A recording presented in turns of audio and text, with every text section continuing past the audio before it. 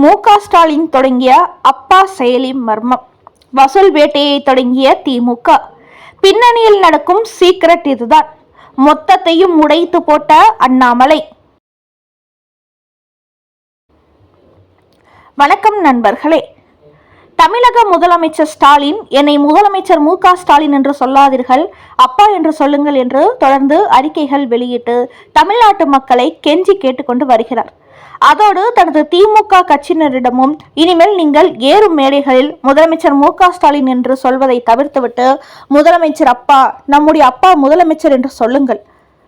நீங்கள் திரும்ப திரும்ப என்னை அப்பா அப்பா என்று சொல்லும் போது அது தமிழக மக்கள் மத்தியில் எதிரொலித்துக் கொண்டே இருக்கும். அதன் பிறகு முதலமைச்சரே என்று சொல்வது மறந்துவிட்டு அப்பா என்று என்னை அழைக்க தொடங்கி விடுவார்கள் என்று உத்தரவு போட்டிருக்கிறார் மு.க. ஸ்டாலின். இந்த நிலையில்தான் இந்த அப்பா என்ற வார்த்தை மக்கள் மத்தியில் புழக்கத்தில் இருக்க வேண்டும் என்பதற்காகத்தான் சமீபத்தில் அப்பா என்ற பெயரில் ஒரு செயலியை வெளியிட்டார்கள். ஆனால் இதே செயலியில் பின்னணியில் பல சீக்ரெட் இருப்பதாக தமிழக பாஜக தலைவர் அண்ணாமலை ஒரு மர்மத்தை உடைத்து போட்டுள்ளார். அவர் கூறும்போது, தமிழக முதலமைச்சர் மு.க. ஸ்டாலின் தனியார் பள்ளிகளில் மும்மொழி கல்விக் கொள்கை திட்டம் இருக்கும்போது அரசு பள்ளிகளுக்கு மட்டும் அதை கொண்டு வரவே விடமாட்டேன் என்று சொல்வதின் பின்னணியில் மிகப்பெரிய வசூல் சாம்ராஜ்யம் உள்ளது. அவருக்கு ஒவ்வொரு தனியார் பள்ளிகளும் லட்சக்கணக்கில் கப்பம் கட்டி வருகிறார்கள்.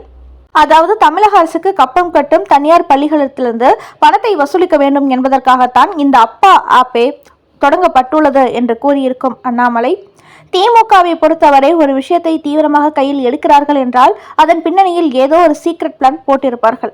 அப்படித்தான் இந்த அப்பா செயலி விவகாரத்திலும் திமுகவுக்கு வசூலை பெருக்கவே இந்த முயற்சி நடக்கிறது. அந்த வகையில் இந்த அப்பா ஆப் என்பது தனியார் பள்ளி நிறுவனங்களுக்கு வைக்கப்பட்ட ஆப்பு ஆகும்.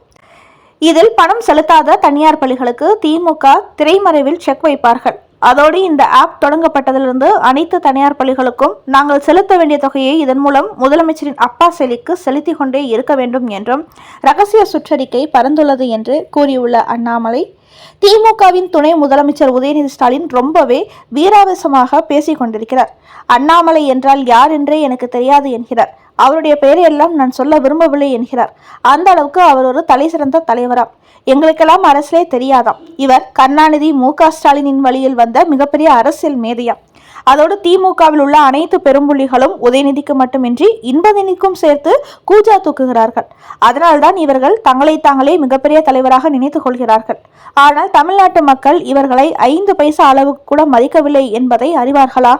அதே போல்தான் தூத்துக்குடியில் இருக்கும் ஒரு திமுக அமைச்சர் அண்ணாமலையை ஆள் வைத்து அடிப்பேன் என்கிறார். திமுக ஒரு ரவுடி கட்சி என்று அனைவரும் சொல்கிறார்கள். அதை உறுதிப்படுத்துவது போலவே அந்த அமைச்சரின் செயல்பாடு உள்ளது. முடிந்தால் இவர்கள் என்னை ஆள் வைத்து அடித்து பார்க்கட்டும், அதையும் பார்த்து விடுவோம். திமுகவை 2இல் 1 பார்க்க வேண்டும் என்பதற்காகத்தான் நான் அரசியலுக்கு வந்திருக்கிறேன். அதனால் இந்த மிரட்டலுக்கெல்லாம் நான் பயப்பட மாட்டேன் என்று அமைச்சர் கீதா ஜீவனுக்கும் ஒரு எச்சரிக்கை செய்தி வெளியிட்டுள்ளார் அண்ணாமலை. அடுத்த செய்தி. மாட்டிக்கொண்ட மு.க. ஸ்டாலின். ஆட்டத்தை தொடங்கிய திருமாவளவன். பேரம் பேசும் கூட்டணி கட்சிகள். 2026 சட்டமன்ற தேர்தல் நடைபெறுவதற்கு இன்னும் ஓராண்டுக்கு மேலாக இருக்கும் நிலையில் இப்போதே கடந்த காலங்களை விட தங்களுக்கு அதிகமான தொகுதி தர வேண்டும் என்று கொடிபிடிக்க தொடங்கிவிட்டார் திருமாவளவன். அதன் முதல் கட்டமாக சமீபத்தில் அவரது கட்சியை சார்ந்த வன்னியரசு வரப்போகிற தேர்தலில் விசிகாவுக்கு 25 தொகுதிகளை தர வேண்டும் என்று வெளிப்படையாக பேசியிருந்தார். இதை தமிழக அரசியல் வட்டாரத்தில் திருமாவளவனின் குரலாகவே பார்க்கப்படுகிறது. இதன் காரணமாக திமுக கூட்டணியில் இடம்பெற்றுள்ள காங்கிரஸ், மதிமுக, கம்யூனிஸ்ட் போன்ற கட்சிகளும் வரிந்து கட்டி களமிறங்கியுள்ளனர். திருமாவளவனுக்கே இத்தனை தொகுதிகள் என்றால் எங்களுக்கு எவ்வளவு கொடுப்பீர்கள் என்று திமுக வட்டாரத்தை அணுகி கேள்வி கேட்க தொடங்கிவிட்டது காங்கிரஸ். இதனால் மு.க. ஸ்டாலின் அவர்களுக்கு என்ன பதில் கொடுப்பது என்பது தெரியாமல் தடுமாறி கொண்டு வருவதாக கூறப்படுகிறது. காரணம், இப்போதே அவர்களை உசுப்பி விட்டுவிட்டால் மாற்றுக் கட்சி கூட்டணிக்கு செல்ல தயாராகி விடுவார்கள். அதனால் அவர்களுக்கு அதிருப்தியை ஏற்படுத்தும் பதிலை கொடுக்காமல் அப்படியே தேர்தல் நெருங்கும் வரை இழுத்து சென்று கடைசி நேரத்தில் அவர்கள் எந்த கூட்டணிக்கும் செல்ல முடியாத நிலை ஏற்படும் போது தொகுதி குறித்து பேச்சுவார்த்தை நடத்தி செக் வைத்துவிட வேண்டும் என்று திட்டமிட்டுள்ளாராம். அதன் காரணமாகவே தொகுதி பங்கீட்டுக்கு இப்போதே அவசியமில்லை. தேர்தல் நேரத்தில் நாம் அதை பேசிக்கொள்ளலாம். திருமாவளவன் கட்சியினர் சொல்வது அவர்களது தனிப்பட்ட கருத்து. அந்த கட்சிக்கு 25 தொகுதி கொடுக்கப்படும் என்று திமுக இதுவரை முடிவெடுக்கவில்லை. கேட்பது அவர்களின் உரிமை. கொடுப்பதா வேண்டாமா என்று முடிவெடுப்பது நாங்கள்தான். அதனால் தொகுதி பங்கீடு விவகாரத்தில் யாரும் அவசரம் காட்ட வேண்டாம். இன்னும் நிறைய கால அவகாசம் உள்ளது என்று கூட்டணி கட்சிகளை மு.க. ஸ்டாலின் தற்போதைக்கு அமைதிப்படுத்தி வைத்துள்ளாராம். என்றாலும் திமுக கூட்டணி கட்சிகளை பொறுத்தவரை இந்த முறை மு.க. ஸ்டாலினை அத்தனை எளிதில் விட்டுவிடக்கூடாது. கடந்த காலங்களை போன்று 5 தொகுதி 10 தொகுதி என்று கொடுத்து தங்களை அடக்கி வைக்காமல் அதிகப்படியான தொகுதிகளை தந்தாக வேண்டும் என்று இப்போதிலிருந்தே அடம்பிடிக்க தொடங்கிவிட்டார்கள். குறிப்பாக காங்கிரஸ் கட்சியானது திருமாவளவனுக்கு 25 என்றால் எங்களுக்கு 50 தொகுதிகளை வெட்ட வேண்டும் என்று கோரிக்கை வைத்து வருகிறார்களாம். இன்னொரு பக்கம் வைகோவும் வரிந்து கட்டியிருக்கிறாராம். இதன் காரணமாகவே திருமாவளவன் தொடங்கி வைத்த இந்த தொகுதி பங்கீட்டு ஆட்டத்தினால் மு.க. ஸ்டாலின் தர்ம சங்கடத்தில் சிக்கிக் கொண்டுள்ளார். அடுத்த செய்தி, அதிமுக காங்கிரஸ்க்கு விஜய் கொடுத்த ஷாக், தட்டி தூக்கப்படும் முக்கிய புள்ளிகள். 2026 சட்டமன்ற தேர்தலை சந்திக்க தயாராகி கொண்டிருக்கும் விஜய் தனது ரசிகர்களை மட்டுமே முழுக்க நம்பி அரசியலில் பெரிதாக சாதிக்க முடியாது என்பதை தெரிந்து கொண்டார். அது குறித்த சில அட்வைஸ்களை பிரசாந்த் கிஷோர் அவருக்கு கொடுத்திருப்பதை அடுத்து அரசியலில் ஏற்கனவே மக்களுக்கு பரிச்சயமான முகங்களை தட்டி தூக்க தொடங்கியிருக்கிறார்.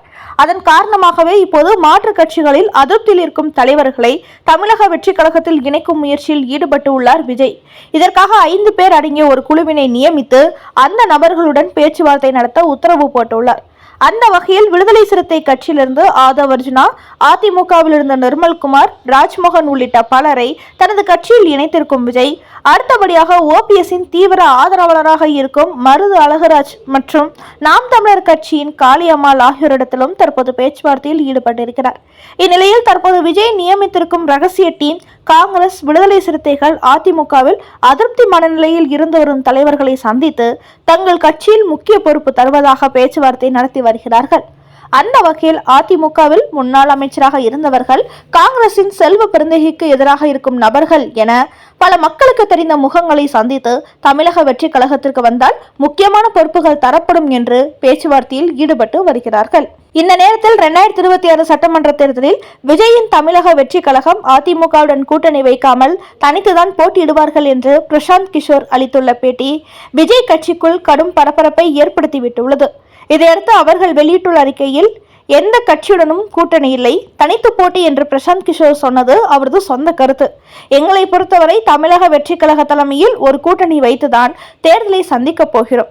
அதனால் மாற்றுக் கட்சிகளுக்கும் நாங்கள் அழைப்பு விடுக்கிறோம் என்று விஜய் தரப்பில் ஒரு அறிக்கை வெளியிட்டுள்ளார்கள். இதை வைத்து பார்க்கும்போது விஜயை பொறுத்தவரை அதிமுக கூட்டணிக்கு தான் செல்ல விரும்பவில்லை. தன்னுடைய கூட்டணிக்கு யார் வந்தாலும் ஏற்றுக்கொள்ள தயாராக இருக்கிறார். அதோடு 2026 சட்டமன்ற தேர்தலில் விஜய் தனித்து போட்டியிட விரும்பவில்லை என்பதையே இது வெளிப்படுத்துகிறது. நண்பர்களே, அப்பா செயலி மூலம் திமுக வசூல் வேட்டையை தொடங்கியிருப்பதால் பாஜக தலைவர் அண்ணாமலை உடைத்துள்ள ரகசிய தகவல். 2026ஆம் ஆண்டு சட்டமன்ற தேர்தல் நடக்க ஓராண்டு இருக்கும் நிலையில் இப்போதே திமுக கூட்டணியில் உள்ள கட்சிகள் தங்களுக்கு அதிகப்படியான தொகுதிகளை தந்தே ஆக வேண்டும் என்று மு.க. ஸ்டாலினுக்கு கிடுக்கிப்பிடி போட்டு வருவது மற்றும் அதிமுக, காங்கிரஸ் உள்ளிட்ட சில கட்சிகளை சேர்ந்து சீனியர் தலைவர்களிடம் தமிழக வெற்றி கழகத்துக்கு வந்தால் முக்கிய பொறுப்புகள் தருவோம் என்று விஜயின் ரகசிய குழு பேச்சுவார்த்தை நடத்தி வருவது குறித்த உங்களோட கருத்துக்களை கமெண்ட் பாக்ஸில் பதிவிடவும். நன்றி, வணக்கம்.